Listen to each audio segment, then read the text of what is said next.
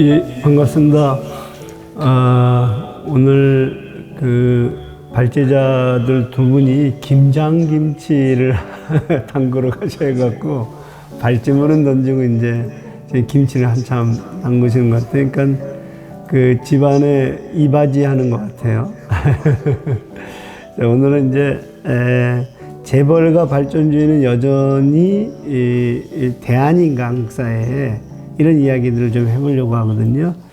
오늘 또 다들 또 어쩌면 김장하러 가셔야 될지 모르니까 가능하면 좀 빨리 진행을 해볼게요. 제가 오늘 주제가 3강이고 재벌과 발전주의는 여전히 이제 대안인가 이런 얘기인데요. 제가 보여드리는 요 그림 아마 보신 분들도 있을 텐데 요게 이 화이트 맨즈 버든, 그러니까 백인의 짐이라는 이제 그림이거든요. 그러면 요 백인, 요 미국인이죠. 그 다음에 저 위에 유럽인과 미국인이 짐을 짊어지고 있는데 저게 식민지로 삼은 나라들이거든요.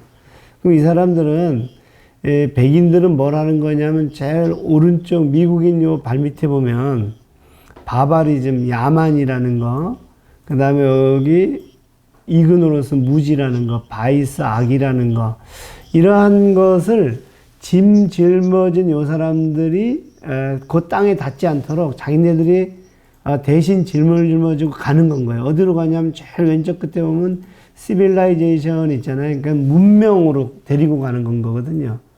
그러니까 이제 자기네들은 문명 개화한 종족이고 나머지들은 그러지 못하기 때문에 우리가 그들을 어깨에다 짊어지고 바른 길로 인도하는 거다. 그게 이제 제국주의 논리거든요. 그러니까 이제 이게 야만으로부터 그들을 구해준다. 이게 이제 기본적인 이 문명이라는 논리인 거죠. 그래서 이제 이런 논리에서 요런 논리들을 끌고 갔던 것들이 뭐냐면 유럽이거든요. 유럽은 이 논리에 의해서 자기네들이 식민지를 지배를 했고, 그리고 이제 오리엔탈리즘의 논이라는 건 뭐냐면 우리가 위에 이렇게 태워지고 있는 야들은 신비롭거나 아니면 야만적이거나 바바리즘, 야만적이거나 해서 우리가 그들을 시빌라이제이션, 문명으로 끌고 가고 있는 거다. 이제 이런 이야기거든요.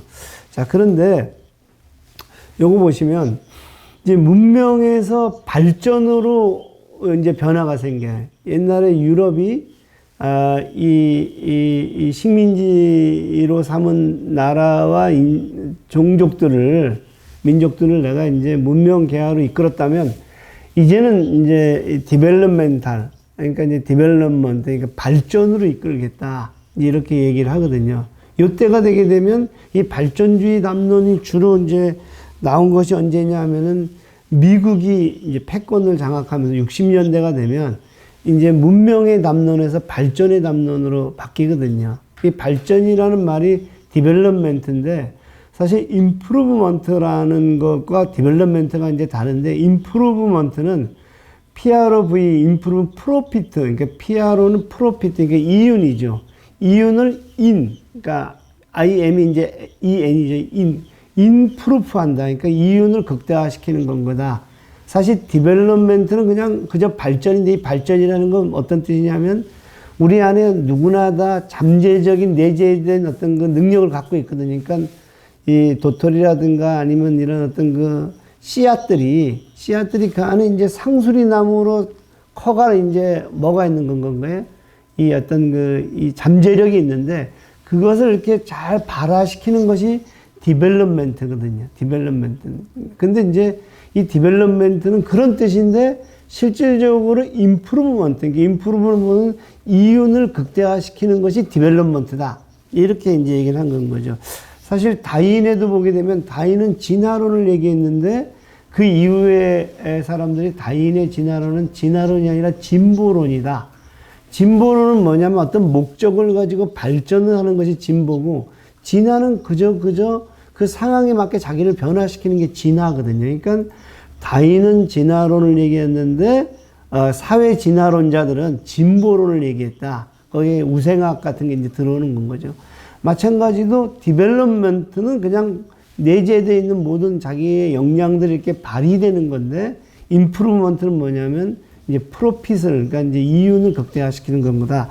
이렇게 된 건 거예요. 그러니까 요것을 끌고 갔던 것은 60년대 근대화론이고, 그리고 아까 문명이라는 걸 끌고 갔던 것은 이제 16세기서부터 진행된 식민지의 이제 문명이죠. 그러니까 서구는 문명화된 어떤 이 세계고, 이 동양이라든가 좀 그렇지 않다. 그다음 또 이 임프루먼트에 기반한 디벨롭먼트는, 그러니까 이제 발전주의는 이제 60년대, 미국은 이제 발전된 그런, 그리고 서구는 발전된 그런 국가고, 그렇지 않은 나라들은 이제 저발전국, 후진국이다. 이런 담론이 나오는 건 거죠. 그러면 GDP는 뭐냐면, GDP는, 그런 점에서 GDP는 발전을 측정하는 지표죠.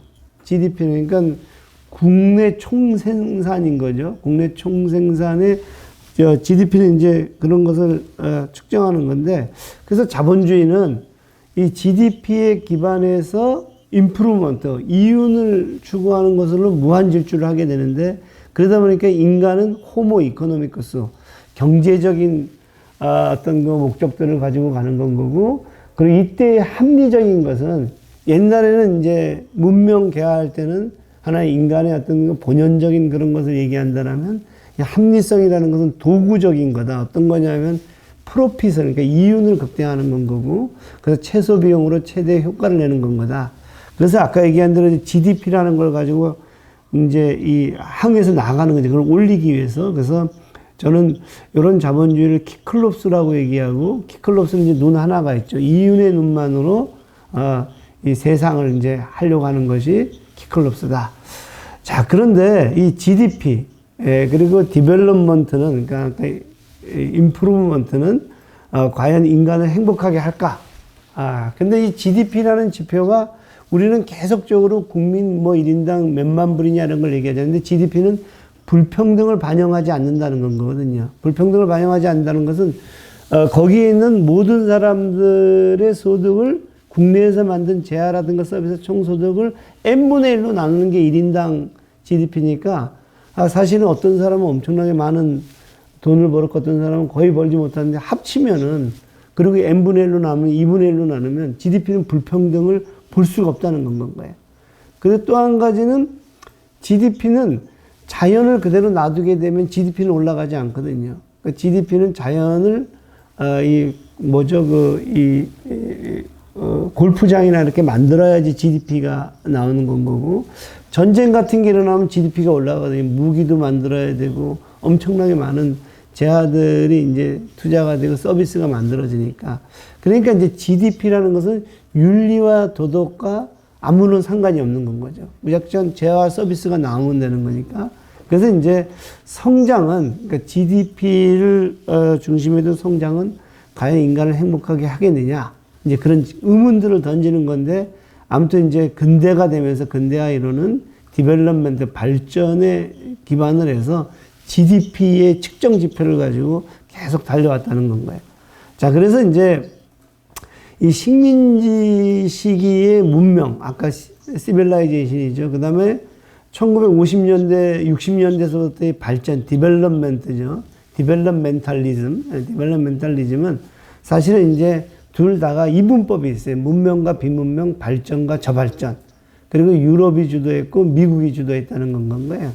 그래서 주요 개념은 이제 개화 문명이라면 발전 또는 선진국 담론들이 여기서 이제 나오기 시작하고, 그리고 이제 발전하지 않은 나라들은 후진국이고 야만국이고, 그 다음에 이제 개화하지 않은 나라들은 미개인이고, 뭐 이런 이제 그런 거죠. 그래서 사실 이런 것이 기본적으로 이제 이 두 개의 하나의 어떤 그 측정 지표가 됐다는 건가요. 요거는 이제 선진국의 탄생이라는 책에 나오는 구문을 제가 가지고 왔고요. 자, 이러다가 보니까 사실은 상당히 이분법적인 건 거예요. 이분법적인. 그러니까 그것에 갖고 있는 고유성이나 그것이 갖고 있는 내재성이라든가 이런 것들은 전혀 무시가 되고, 하나는 GDP로, 하나는 유럽이 규정하는 어떤 그 문명적 척도로 개화, 미개화국을 이제 이야기하기 시작하더라. 이런 얘기예요. 자, 그러다 보니까 이제서부터 이제 본격적으로 뭘 얘기하려고 하냐면, 이제 그러면 발전주의가 어떠한 목표로 어떠한 방식으로 이것이 운영이 되느냐, 이제 이런 얘기를 해보려고 해요. 그런데 이제 우리가 사실은 여기 상황에서 보게 되면, 식민지주의 시대의 저 발전론이 이야기가 됐지만, 우리 한국에서는, 이 문명에 기반해서 국가를 구성하려고 했던 것이 이승만 정부고, 그 다음에 발전 담론들을 가지고 국가를 구성하려고 했던 것이 박정희 정부다. 이렇게 보면 될 것 같아요. 그래서 이제 이승만 정부 때만 하더라도 저 발전주의 개념이 거의 안 나오거든요. 이승만은 사실은 이제 이 발전주의 개념보다는 문명을 가지고 이제 얘기를 하는데, 제가 이 이승만 대통령이 얘기한 걸 한번 좀 읽어볼게요. 이게 저기 책에 나오는 얘기인데, 조선사회에 사는 사람들은 생활이 날로 진전되어 조직 못된 사람들과는 천양지판이니, 이래서 어떤 사회는 미개여 그만 못하면 야만으로 대우받으니 인류 사회를 구분해 놓은 거다. 인류는 이제 문명과 야만으로 구분해 놓은 거다. 이렇게 얘기를 하고, 이 양반이 뭐라고 얘기하면, 우리나라는 옛적부터 계명한 민족으로 삼강오륜의 도리를 지켜서 예의지국으로 추앙을 받아온 것인데, 우리가 아이적부터 배운 것은 천지가 만물 중에 사람이 가장 귀하다는 것이며, 이것은 우리 인간은 모든 짐승과 달라 도덕을 하는 까닭이다. 그렇게 해서 이제 했고, 이런 이제 야만적인 것들을 나타내는 것이 빨갱이들이다. 그래서 이제 반공주의에 기반해서 이승만은 이제 국가를 구성하려고 해서 이제 이런 책이 있어요. 이 반공의 아버지인 이승만과 발전의 아버지인 이 박정희다. 그래서 이제 부국은 예? 반공의 아버지는 이승만이고 발전의 아버지는 박정희다. 그 얘기는 다시 또 문명 개화의 아버지는 이승만이고, 이제 이 발전 성장의 아버지는 이제 박정희다. 이렇게 이제 소위 이제 보수주의자들이 쓴 책이 이제 있는 건 거죠. 그럼 박정희는 어땠느냐? 박정희 대통령은 아까 얘기한 대로 이 얘기는 뭐 너무 많은데, 그 중에 한 구절 읽어드리면 이렇게 돼요. 그냥 여기 166페이지에 이렇게 나와요. 우리가 지금 추진하고 있는 이 경제 계획을 예로 들어서 말씀드린다면, 여러분들이 목포에서 서울 가는 열차를 타고 서울로 지금 여러분들이 가신다고 이렇게 생각하시면 됩니다. 여러분들이 서울에 도착해야 여러분들이 부자가 될 수 있습니다. 근데 지금 우리가 어디에 왔느냐? 이 사람의 짐작으로는 서울 가는 우리 열차가 지금 대략 이리역 부근에서, 지금 이리는 이제 지명이 없었죠. 익산이죠. 있다고 나는 이렇게 봅니다. 다음에 3차 5개년 계획을 한 번 더 해야만 기차가 한강다리를 넘어서 서울에 도착할 것입니다. 그때 가면 우리는 다 잘 살게 됩니다. 부자가 됩니다. 그때 가면 우리는 아시아에 있어서는 가장 으뜸가는 공업국가가 됩니다. 아시아에서 일본이 1등이냐 한국이 1등이냐 서로 다툴 정도의 그런 수준이 된다 이겁니다. 그러면 완전히 근대 공업국가로서 선진국가의 대열에 우리는 따라갈 수 있을 것입니다. 이것이 지금 우리가 말하는 조국의 근대화입니다. 이런 얘기를 하는 건 거죠. 그래서 아까 이 발전주의, 우리 한국에 들어온 발전주의는 선진국에 진입하는 건 거고, 그 선진국의 이제 주요 대상은 미국과 이제 유럽인 건 거죠. 그 전략은 근대화, 세계화, 선진화를 이룬다. 그리고 이제 그런 것들을 통해서 가는데 우리는 유구한 역사와 어떤 그 민족, 백의 민족이 있기 때문에 그것이 가능하다. 이런 것이 이제 발전주의 담론이거든요. 제가 그 나름대로 요거를 좀 한번 제 나름대로 그려본 건 거예요. 그래서 여러분들이 지금 웃는 걸 보니까 상당히 불쾌한데, 이걸 보고 놀래야 되는데 왜 웃으면 뜻이 웃냐 이건 건 거예요. 자, 이제 요거는 이 발전주의는 기본적으로 유기체론인 건 거예요. 나는 민족이고 민족은 국가다. 나는 민족이고 민족은 국가고 또 나는 공장이에요. 회사인 건 거예요. 그럼 우리 유기체거든요. 이렇게 우리 유기체론인 건 거예요. 이 유기체인 우리는 다 각각의 자기 기능을 해야 돼요. 근데 어떤 기능을 하냐면 우리의 목표는 보신 것처럼 조국 근대화와 민족 중흥 두 눈은 민족 중흥과 조국 근대화를 이제 보는 건 거예요. 이랬었을 때 조국 근대화와 민족 중흥을 하기 위해서는 이제 이 양손에 한쪽은 반공주의로 공산주의와 복지를 하면 안 돼. 이 복지 자체가 이제 빨갱이들이 하는 거기 때문에 그래서 왼쪽은 반공주의고 또 오른쪽은 발전주의, 디벨롭멘탈리즘, 안티코미니즘. 요것도 이제 발전주의의 관점에서도 공산주의를 맞고 이제 복지는 이제 성장 이후에 하는 선성장 후분배죠. 그래서 박정희 정부는 이 반공주의와 발전주의의 두 축을 가지고 한국적 민주주의다, 서구의 민주주의와 다르다 하는 건가요? 우리의 몸은 이제 백의 민족인 건가요?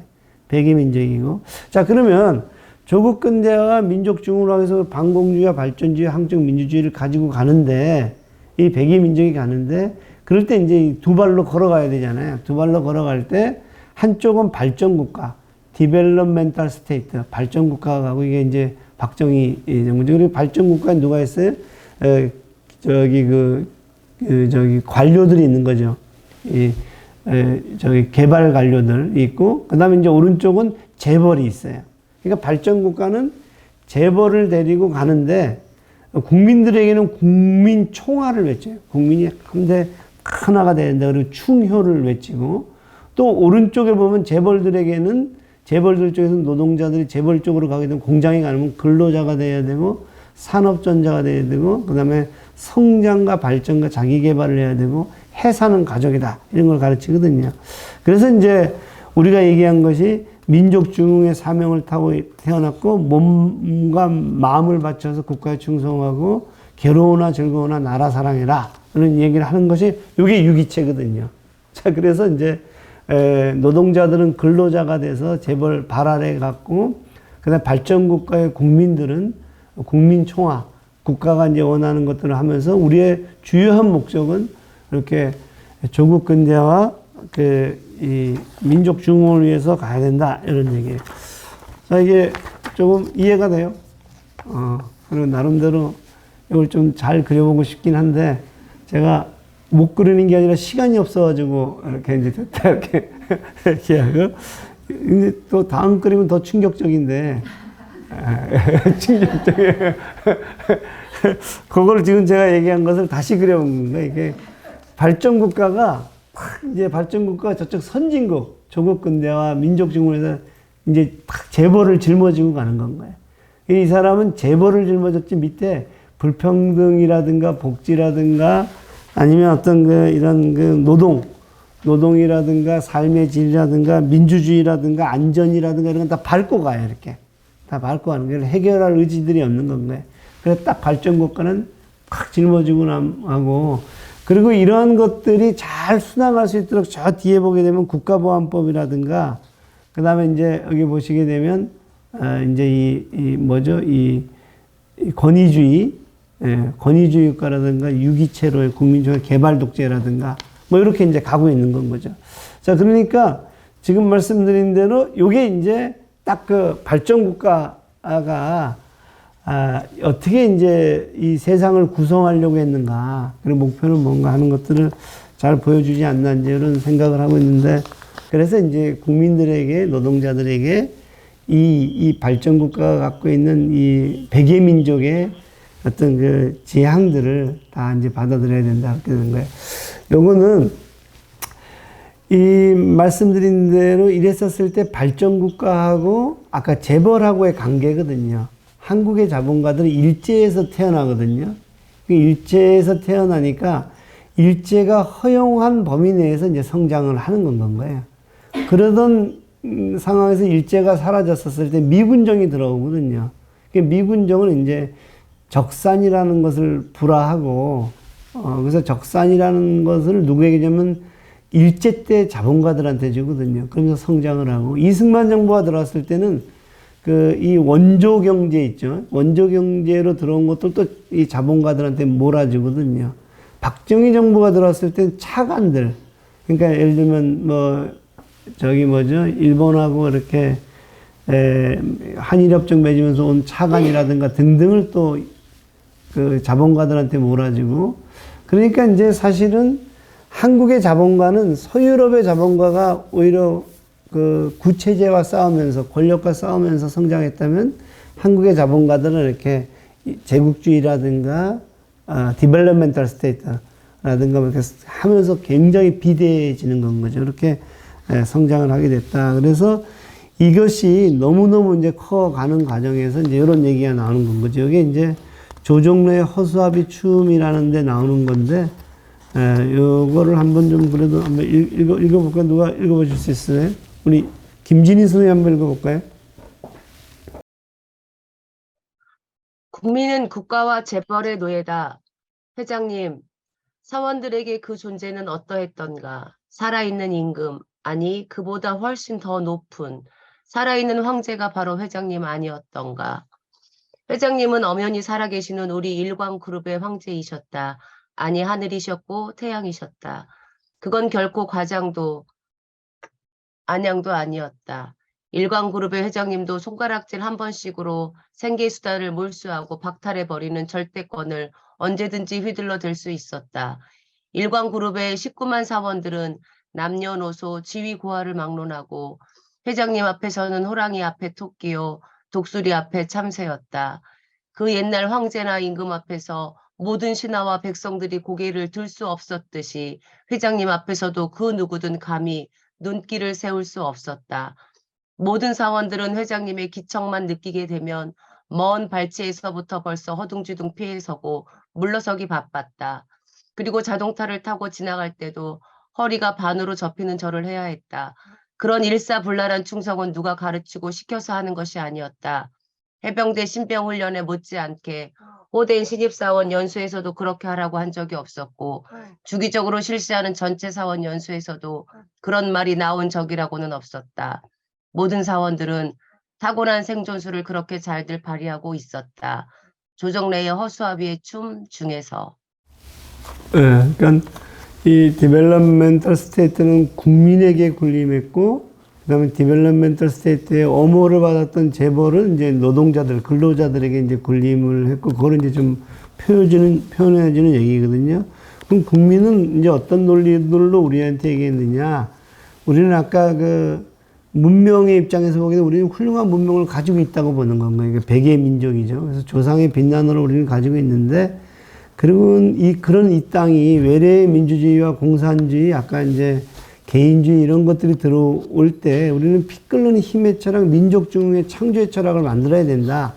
이게 아까 말씀드렸던 우리로 치게 되면 한국적 민주주의거든요. 그러니까 디벨롭멘탈리즘에 기반하고 안티코미니즘에, 그러니까 반공주의와 발전주의에 기반한 철학인 건 거죠. 유기체에 기반한 뭐 이런 철학을 가지고 국민교육 헌장과 새마을운동 뭐 이런 것을 녹여내갖고 창조적 주체, 이게 국민이 되는 거죠.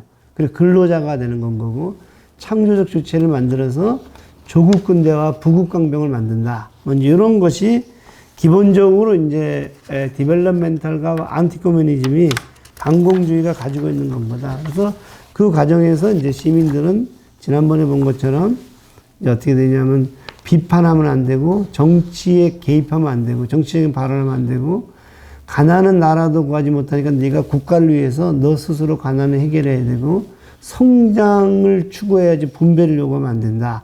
이렇게 이제 국민들이 됐다는 건 거예요.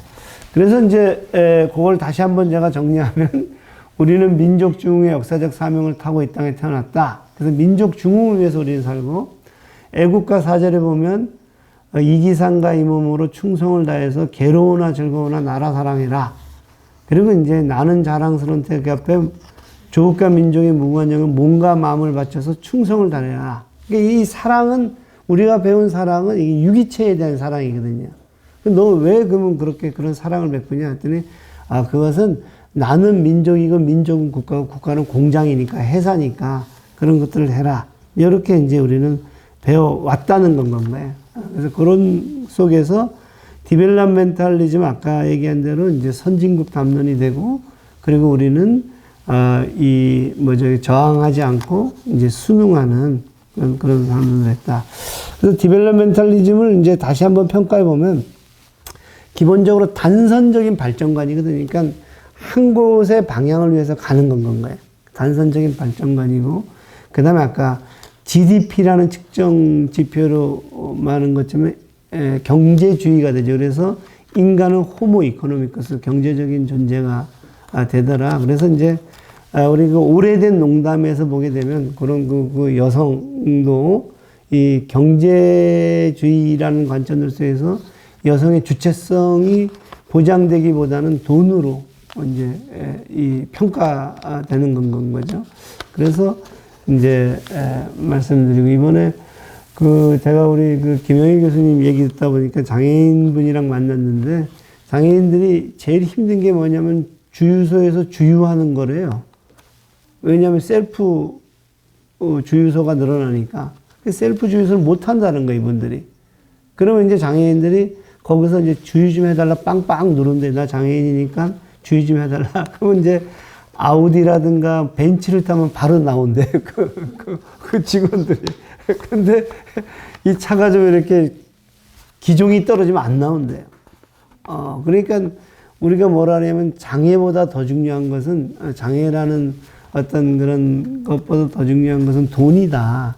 그러니까 이제 돈이 어떤 우리를 결정하는 기준은 돈이 결정적인 거구나. 그러니까 장애도 넘어서는 건가, 돈이라는 것은 이렇게 얘기를 하는데, 그게 이제 경제주의의 눈에서 우리가 이제 가게 되는 건 거고, 그리고 저 속에서의 주인인 재벌이 아까 얘기했죠. 허수아비춤처럼 되는 건 거다. 그리고 이제 민족주의. 그리고 지난번에 이제 민족이라는 것은 사실은 민족이 있어서 민족주의가 만들어진 것이 아니라 민족주의가 있어서 민족이 만들어졌다. 오히려 민족주의라는 눈으로 너는 민족이야 이래서 민족이 된 건 거지. 근데 우리가 이제 민족주의를 만들기 시작하거든요. 그러니까 사실 우리 한국에서도 백예민족이라든가 아니면 그 이승만이나 박정희의 연설문에 끊임없는 민족 얘기가 나오거든요.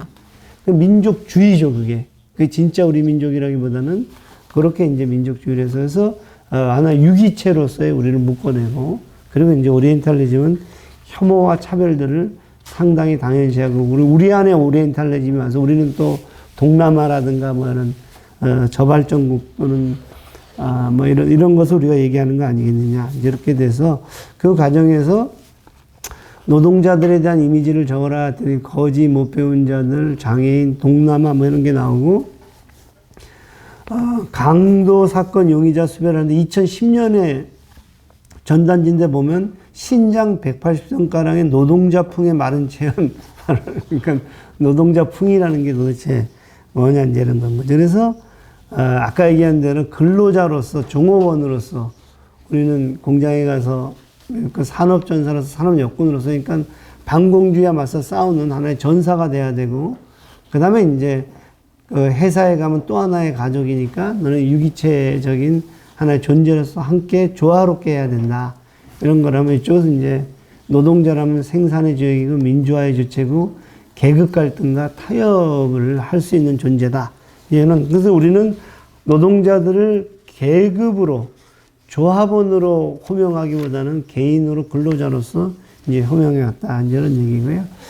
요게 이제 신경숙의 외딴방에 나오는 이제 이야기거든요. 외딴방에 보면 이제 그런 이야기들이 쭉 나와서 여기 보면 하나의 그 16살에 나는 뭐 이렇게 그 뭐랄까 이름이 불리는 것이 아니라 뭐 A라인의 1번, A라인의 2번 뭐 이런 식으로 기계 부품으로 불리게 되더라. 이제 그런 얘기를 좀 해주는 건 거고요. 자, 그래서 이제 여기까지가 되게 되면 어떤 얘기가 되냐면, 디벨롭멘탈리즘이라는 것이, 발전주의라는 것이 반공주의와 결탁을 해서, 사실은 발전 국가가 주도가 돼서 민족 중흥을 위해서 재벌들을 주역으로 세우고, 경제 주체로 세우고, 나머지 모든 것들을 희생하면서 견디고 참으라고 해왔구나. 이제 이런 것이 이제 우리 얘기인 거죠. 자, 그러면 이제 제가 갖고 있는 질문이, 이 강자의 질문이 뭐예요?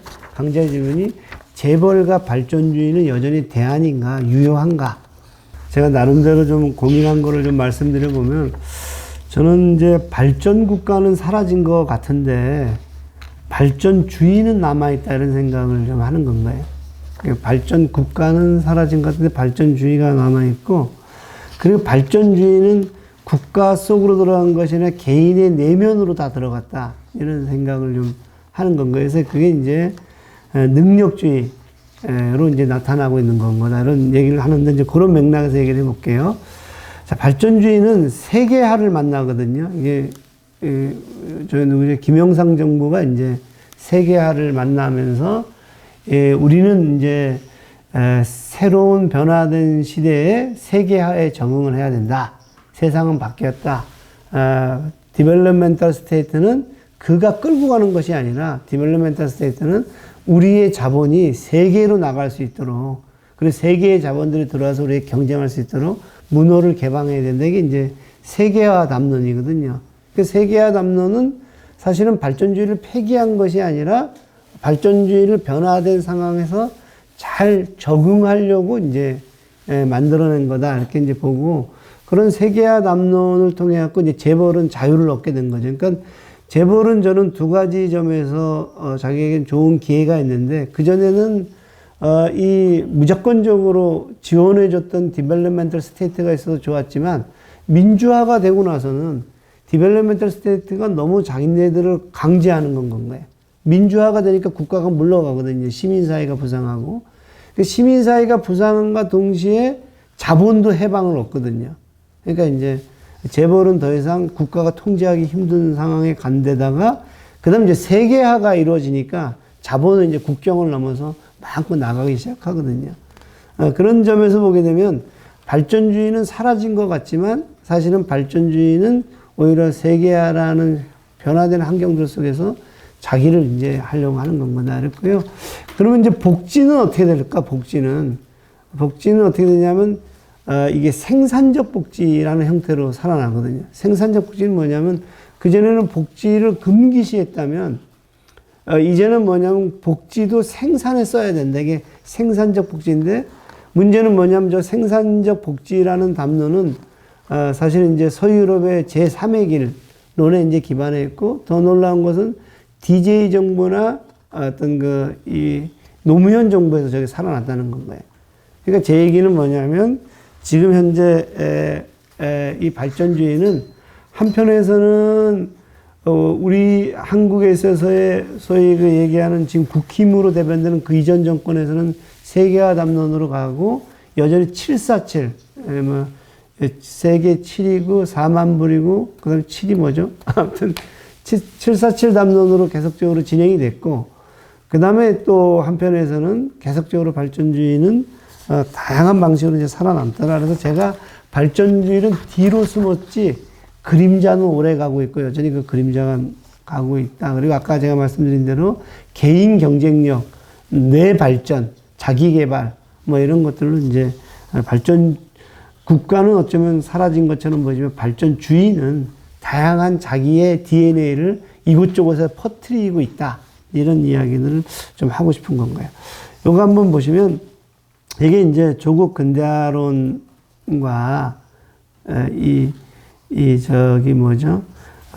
대중경제론 이제 DJ의 경제적인 어떤 그 입장이 대중경제론이죠. 그러니까 조국 근대화론은 아까 얘기한 대로 박정희라든가 이런 따라면, 우리 한국에서 그래도 진보적인 정권이라고 했던 대중경제론은 발전주의를 넘어서려고 했느냐? 근데 그렇지 않다는 건 거야. 그렇지 않은 것은 뭐냐? 이 조국 근대화론은 경제 성장을 하고 산업화를 이루는 거였지만, 대중경제론은 경제 성장에 기반해서 선성장 후분배니까 분배까지 가자. 이렇게 주장을 한 건 거죠. 그리고 주요 동원의 수당이 새마을운동 정당이고 진보적인 지식인들 정당 선거를 통해서 갔지만, 결론적으로 이제 복지에 오게 되면은 선별적 복지로 갔지만 생산적 복지로 갔다. 근데 문제는 뭐냐면, 생산적 복지도 선별적 복지와 크게 다르지 않는다. 그러니까 우리의 인간의 노동력을, 그러니까 이제 쓸모 없어진 노동력을 어떤 그 교육이라든가 이런 거를 통해 갖고 재생산하려고 하는 거. 그러니까 코모디피케이션, 그러니까 상품화된 노동력이 이제 상품으로서 가치가 없었을 때 이제 퇴직이라든가 뭐 나이가 들었다든가 뭐 은퇴를 했다든가 이런 노동력을 리코모디피케이션, 재상품화를 시키려고 하는 건 거다. 이게 대중경제론에 나오는 얘기거든요. 자, 이렇게 이제 가서 제가 이제 첫 번째 얘기하고 싶은 것은 뭐냐면, 60년대로부터 시작된 디벨롭멘탈리즘이 그 세계화라는 것들 속에서 자기 변신들을 이제 하게 되는데, 그것이 이제 개인에게로 들어가는 방식으로 하고, 또 한편에서는 이제 민주당으로 지금 대변되는 그쪽도 여전히 신자유주의를 그대로 받아들이죠. 왜냐하면 DJ 자체가 이제 IMF 월드뱅크의 이행각서에 따라서 신자유주의를 받아들였으니까. 그리고 복지가 좀 달라진 것 같지만 알고 보면은 그게 이 크게 디벨롭멘탈리즘에 크게 달라진 것이 아니라 생산적이라는 말 자체가 이제 그런 거 아니냐는 건가요. 자, 그리고 나서는 아까 제가 말씀드린 대로 이것이 굉장히 이제 개인으로 들어가는 건 거예요. 이게 제가 이제 논문을 내서 이제 가지고 온 건데, 다음에 한번 기회가 되면 이 논문이 어디서 갖고 왔는지 말씀을 드릴 텐데, 왼쪽 한번 보세요. 왼쪽은 왼쪽은 좋은 아빠는 출세하기 어렵다. 좋은 아빠가 되기를 요구하기보다는 좋은 사나이가 되도록 요구할 때 남자는 빨리 성장한다. 1등, 그렇다. 1등을 해야 된다. 1등 셀러리맨이 되려면 그 아내도 당연히 1등 아내가 돼야 된다. 남자의 행복은 바로 성공이다. 그러니까 우리가 디벨롭멘탈 스테이트 하에서 내가 성공을 하려면, 내 자신이 성장을 하려면 유기체적인 가족 있잖아요. 그 현모양처의 엄마와, 그 다음에 이제 가부장의 아버지가, 가장인 아버지가 이렇게 해야 되고, 그리고 아빠는 이제 뭘 포기해야 돼요? 좋은 아빠가 되려고 하지 마라. 너 그러는 순간, 좋은 아빠가 되기를 요구하는 순간, 남자는 성장할 수가 없다. 이런. 그러니까 이게 가부장적인 거에다가, 그러니까 디벨롭멘탈리즘이 이런 것들과 연동돼 있었다는 건 거죠. 그러면 요것이, 요런 이 산업화 시대의 이런 어떤 그 성장 담론들이, 개인 성장 담론들이 이제는 이제 이렇게, 이 소위 능력주의, 메리토크라시로 온다는 거예요. 그래서 이 의사들이 파업을 할 때 우리는 진정한 기회의 평등, 조건의 평등이 아니라 기회의 평등이고, 비정규직은 노력하지 않은 건데, 정규적인 시험을 거치지 않은 건데, 비정규직을 정규직화한다고. 그리고 이제 결과적으로 약자에게 더 많이 주는 것들, 뭐, 이 지역 균등 발전 뭐 이런 것들 있잖아요. 뭐 이런 것들은 사실은 역차별이다. 노력한 사람한테 인센티브를 줘야 되는데 오히려 페널티를 주는 건구나.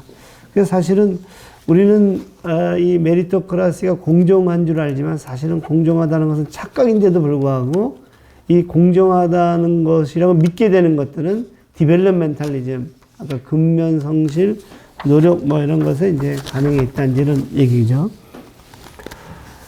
자, 그래서 이제 제가 이제 대안에 대해서 좀 얘기를 해보려고 하는 거예요. 대안에 대해서 얘기할 때 아까 얘기했던 디벨롭멘탈리즘, GDP의 경제학은 근대라는 문제 설정들은 끊임없이 인간의 노동력을 먹고 동물들, 공장식 축산이라든가 이런 것들을 통해 갖고 동물들을 끊임없이 이제 해치고, 그 다음에 자연, 골프장이라든가 이런 것들을 만들고, 그 다음에 제초제를 엄청나게 뿌리면서 식물이라든가 이런 것들은 이제 아까 GDP 눈으로 가다 보니까 이렇게 배설물이 나오는데, 그것을 우리 칼 폴라니는 악마의 맷돌, 거기다 이윤의 눈으로, 프로핏이죠. 프로핏의 눈으로 확 갈아버리면 위험이 나온다. 그래서 그 위험에 대한 설명을 이제 하는 게 울리백이, 그 위험이 나올 때 왜 위험이 나오냐면 디벨롭멘탈리즘인 거지. 근대라는 문제에서 GDP로 보고, 아까 우리 김학성 우리 선생님이 말씀하신 것처럼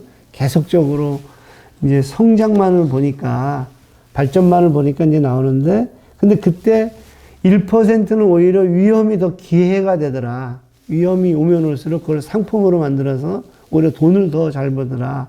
예, 그런데, 나머지 90%는 오히려 그 위험은 치명적이 되더라. 그래서 위험은 민주적인 것 같지만 사실 알고 보면 계급적이더라. 이제 이런 구조인 건 거죠. 그래서 이제 우리가 무슨 생각을 하냐면, 우리의 근대 국가는, 아까 이 국가죠. 근대 국가는 사실은 복지 국가도 디벨롭멘탈 스테이트거든요. 왜 복지 국가가 디벨롭멘탈 스테이트냐면, 복지 국가도 계속 대량 생산과 대량 소비가 이루어질 수 있도록 사람들의 소득 수준을 복지를 통해 가지고 이제 보장해 주는 거니까. 그래서 이제 우리는 이 복지국가도 자기 영역에 있는 국민만 시민권을 주고 국민국가 바깥에 있는 시민들, 여기 이제 우리 세계 시민이죠. 우리 세계 시민한테는 시민권을 주지 않거든요. 그러니까 이제 우리의 대안은 지구촌이라는 곳에 함께 살고 있는 저 시민, 저걸 세계 시민이라고 그들에게도 국민국가가 보였던 시민권을 그들에게도 인권, 같은 인간이니까 줘야 되지 않겠느냐. 그리고 우리가 그동안에 아까 동물을 착지했으니까 D번에 있는 요 녀석한테도 우리가 이제 생명권으로서 자연과 이런 동물들의 생명권으로서 그들도 우리가 보장해야 되지 않겠느냐. 이제 이런 고민을 이제 하게 되는 건 거죠. 그러니까 이제 우리의 관심은 디벨롭멘탈리즘이 이제 인간 중심적이거든. 인간이 중심이 돼서 모든 것을 발전을 위해서 희생했거든요. 동물도 희생하고, 그 다음에 자국이 아닌 타국에 있는 외국인 노동자들이죠. 그리고 식민주주의 제3세계도 희생하고, 자연도 희생하고, 이런 희생을 가져온 것이 근대화의 논리고, 그리고 근대화의 논리가 지향했던 이념이 디벨롭멘탈리즘이고, 발전주의고, 그리고 발전이 지향했던 것이 이윤이 있는 곳이라면 무작정 달려갔던 그 상황인데, 그 상황들 속에서 저쪽에 동물이 우리를 공격하고, 자연이 우리를 공격하고, 그 다음에 인간의 불평등이 또 우리를 공격하는 건 거죠. 그래서 그런 것들에 대한 대안이 뭐가 있겠느냐, 이런 생각을 하면서 사실 디벨롭멘탈리즘은 인간 중심의 노말이었는데, 이제는 생명 중심으로, 그러니까 예를 들면 동물과 자연과 인간이 지구 거주인이고, 동일하게 이제 지구에 거주하는 동일한 거주인이고, 그 지구 거주인들이 지구 거주인들이 생명이라는 것들 속에서 하나의 존중을 받아야 되는 거 아니냐. 그 다음에 이제 생산이 목표가 아니라 생성이 목표가 돼야 되지 않겠냐. 생산이라는 것은 이제 우리가 지금 모든 것을 GDP로 환산하려고 하는 생산 중심이었다면, 이제 모든 것이 있는 아까 그 원래적인 것들을 이렇게 디벨롭먼트 한다는 것은 임프루먼트와는 달리 그들의 고유성과 개성들을 드러내는 건 거죠. 그래서 자연과 동물과 뭐 이런 모든 것들이 생성될 수 있도록, 그리고 이것이 유지될 수 있는 생성 중심이 되어야 되지 않겠느냐. 그리고 계급도 이제는 새롭게 구성이 되는데, 생산을 둘러싼 이 적대적인 계급 관계가 아니라 이런 생성을 둘러싼 관계 맺음의 연대와 이런 것들을 새로 상상해야 되지 않겠느냐.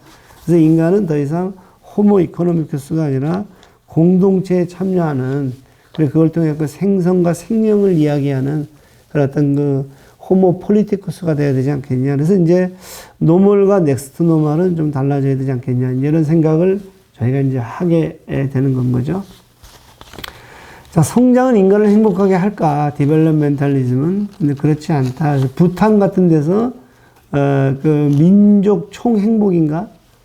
국가 총행복인가? 이제 내셔널 해피니스죠. 그로스 총행복인가? 이런 것의 관점에서 다시 GDP가 아닌 관점, HD는 휴먼 디벨롭멘트 인덱스거든요. 이게 이제 휴먼, 인간의 발전, 아까 그 어떤 그 생산력의 발전이 아니라, 재화와 서비스의 발전이 아니라, 이게 인간의 발전에 기반하는 어떤 그런 거. 그래서 누스바움이라든가 뭐 이런 사람들이 주장하는 또 역량적, 개개인의 역량들이 하나의 어떤 거 잘 발휘될 수 있는 그런 역량적 분법의 관점에서 이제 이 문제들을 이제 접근해야 되는 거 아니겠느냐, 이런 생각을 하게 되는 건 거죠.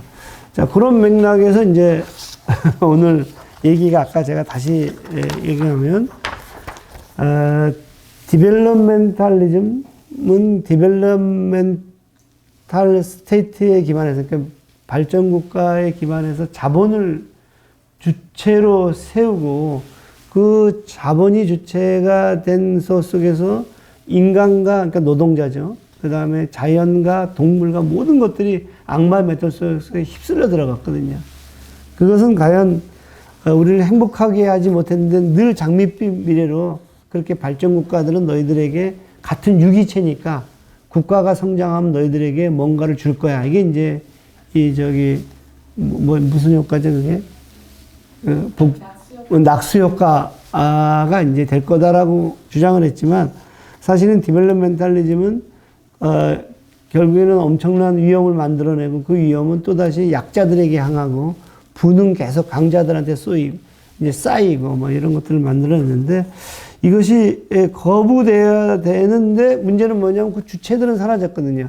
발전 국가들은 사라진 것처럼 보이고, 그 다음에 재벌들도 이제는 전 세계에 나가서 삼성전자가 생산하는 것들 우리나라 몇 % 안 되거든요.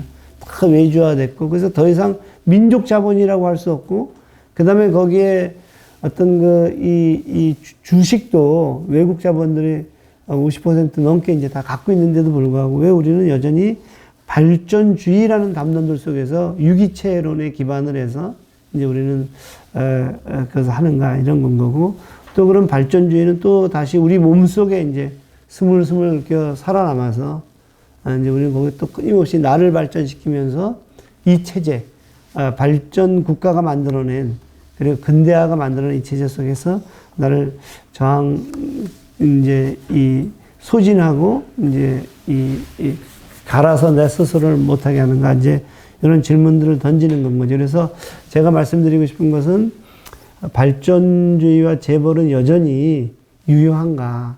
우리의 삶, 우리가 어떤 새로운 하나의 어떤 그 해피니스, 행복, 그 다음에 좋은 우정을 만들고 좋은 공동체를 만드는데 여전히 유효한가? 그랬었을 때, 발전주의는 아까 얘기한 대로, 이 임프루브먼트, 그러니까 이윤을 향한 발전이 아니라, 그리고 자본을 향한 생산을 위한 발전이 아니라 인간을 향한 발전, 아까 HDI와 같은, 그리고 행복 총량을 위한 발전. 그러니까 그 발전은 뭐냐, 우리가 갖고 있는 역량이라든가 고유성들을 드러내는 그런 발전적인 관점들 속에서 비판되어지고, 그리고 새롭게 상상되어지는 거 아닌가.